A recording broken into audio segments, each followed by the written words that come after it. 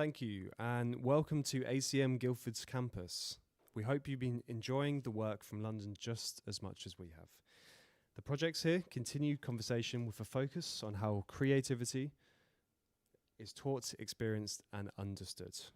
Sadly, we've had a couple of students who are unavailable here today, so we will start and finish with Martin Dowland, a staff researcher who has received the ACM Research and Scholarship Seed funding for his research. Martin's research focuses on vision sound as opposed to sound and vision, which explores the relationship between what we hear and what we see. From album artwork to digital visuals. Oh, sorry, I haven't been talking to the microphone properly. Music has always been shaped by image as well as sound, even as formats evolve. The project invites us to consider how these visual associations influence our experience of music and what that means for how creative work is presented today. Martin, take it away.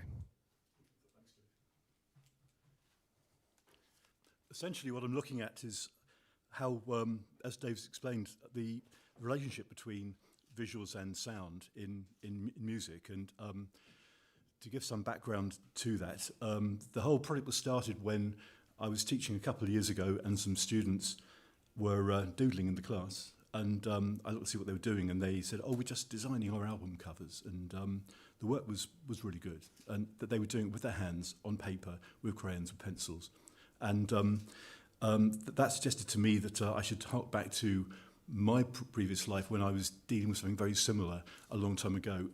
So to give the background to where I'm coming from with this project, I used to work as a museum and art gallery curator in the northwest of England. I had a big country house with grounds around it and a lot of old furniture. We also had a contemporary exhibition gallery, and I had to reinvent anything I could in relation to art to put an exhibition every year to justify ourselves being there. But that meant I would look at anything around me and find the art in it, extract the art in it. And so that's what I'm doing with the music, finding the art that comes from and with music. Going back to sometime in the past, we used to buy albums from record shops and singles, and we'd often look at the artwork first. We often didn't have exposure to the sounds on the record. We'd see the artwork, and we'd maybe hear one or two singles that were released and you'd like them. Then you go to a record shop and you go through the album's covers and you find the one you want.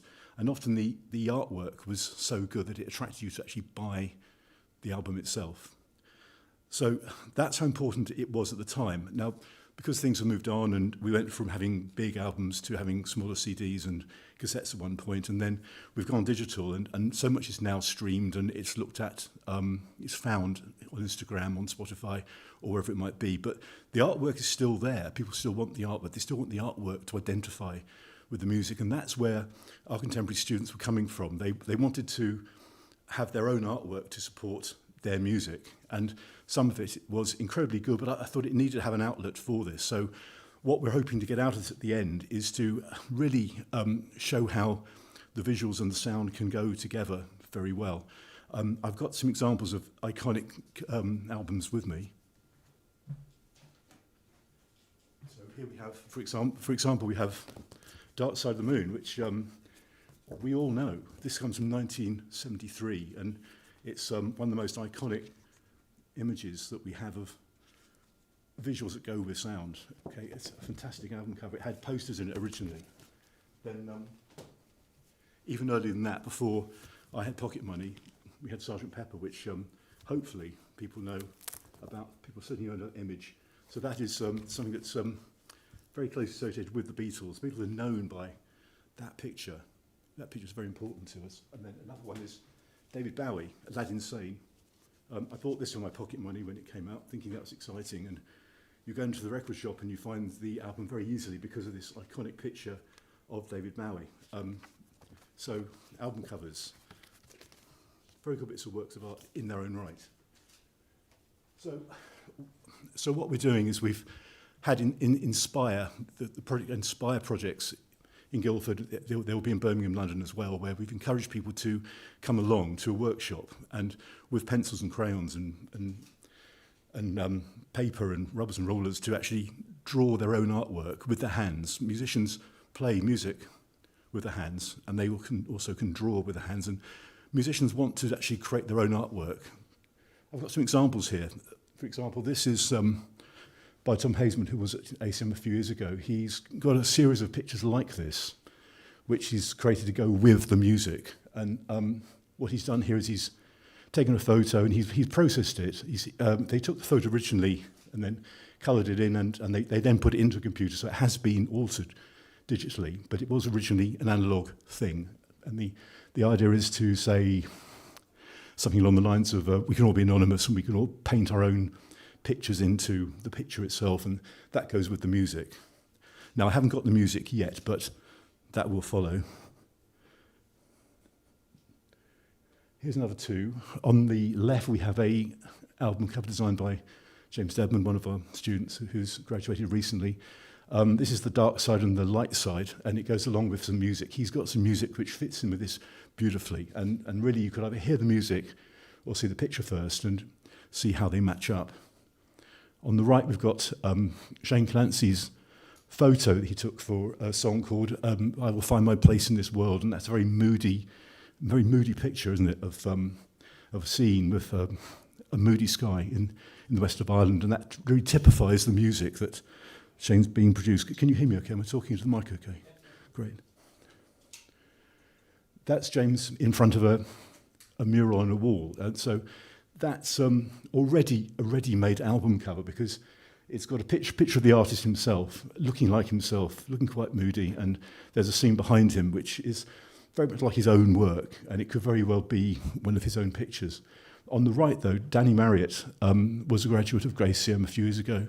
Their band are going around now and they're touring, and they're an indie band, and that is their image. That it is writing Danny Marriott in waves, and somehow that conjures up the music itself. It certainly attracts interest. It's a thing you can remember, so that's a very good bit of artwork to support Danny Marriott. Excuse me. Now, this is something quite different. This is an exhibition poster that was for one of my exhibitions many years ago when the Commonwealth Games came to Manchester. Swim the exhibition, and that picture is very much inspired by an album that we all probably know quite well. Okay, so what I'm saying there is that you can produce artwork and it can be copied. It can inspire you to do more with it.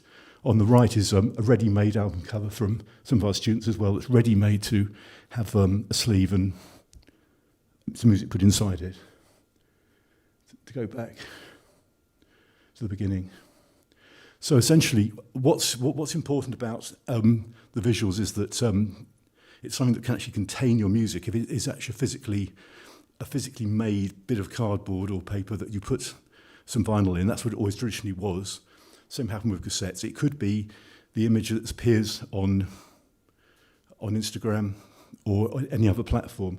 It could be on a T-shirt. It could be on your merchandise. I was at a gig 2 weeks ago and I bought the T-shirt from the band. I wanted to have some physical thing that supported the band and had their logo on it, so I can walk around wearing that, and that, excuse me, that advertises the band.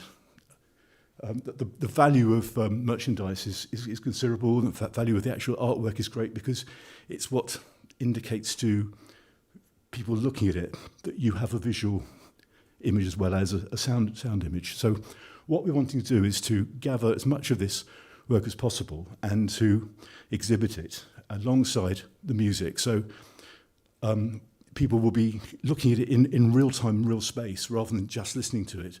The aim is to get people to do that more often, to actually look at the visual material image of the music. And we're going to have QR codes alongside the images so people can listen to the music and see the image at the same time.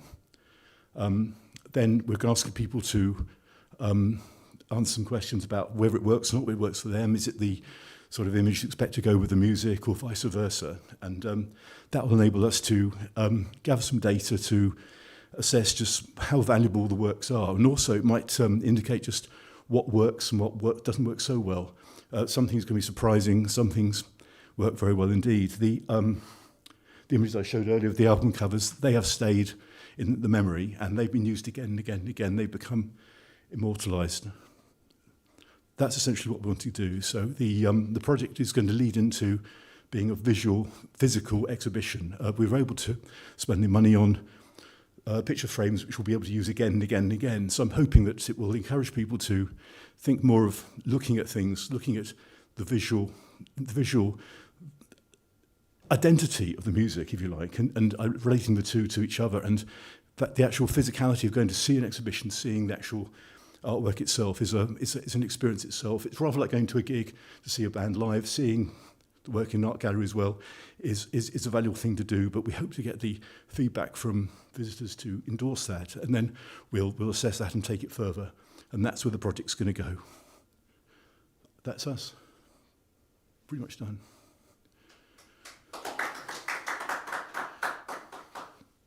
Any questions, please?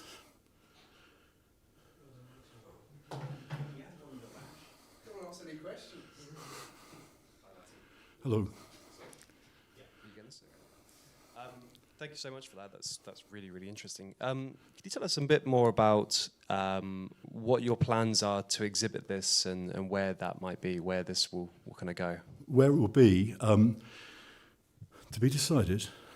We've got some provisional venues lined up already, but essentially it's got to be somewhere that people can access to, where we can get a broad range of people to access it and appreciate it, and have enough time and comfort to respond to what they're looking at, to look at the artwork and to think about it and give us some reasonable results. So it has to be the right venue.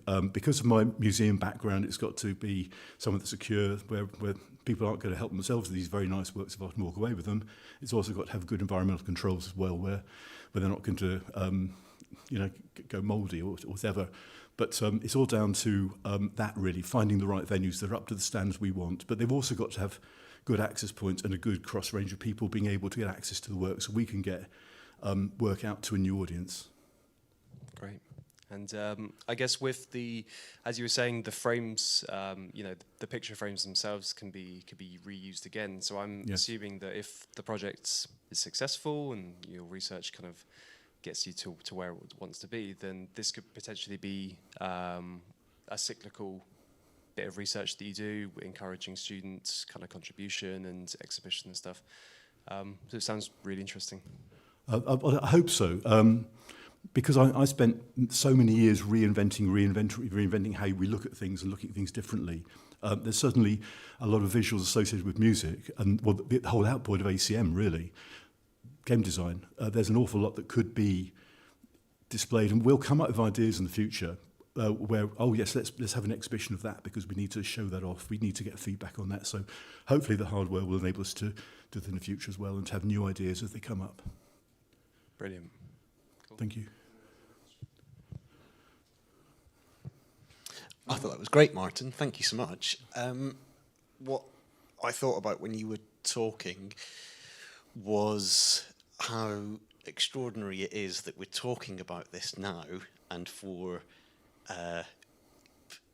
people of a certain age where this is, you could say, well, of course music is linked with imagery. This has been a huge part of how we all experienced it formatively, but for younger generations, for our students who are just coming through now, whether it's FE students, where we're now 2026, Spotify launched in 2008, so they will not ever have experienced, even for many of them, CDs.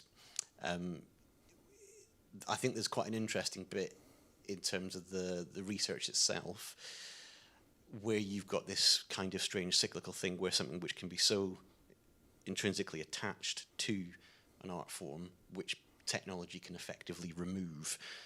It's removed it through the launch of Spotify streaming services, where people have potentially become less engaged with that aspect of it. So I just wanted to make a comment about it being quite an interesting and valuable project in that sense. Do you have any thoughts on that? I think it's essential that we do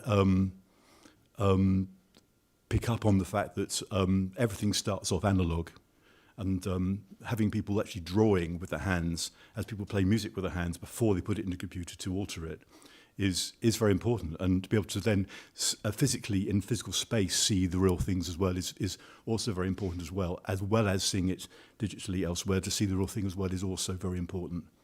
Brilliant. Thank you. My pleasure. Anybody else? No? Are we done? Okay, great. Thank you. Thank you.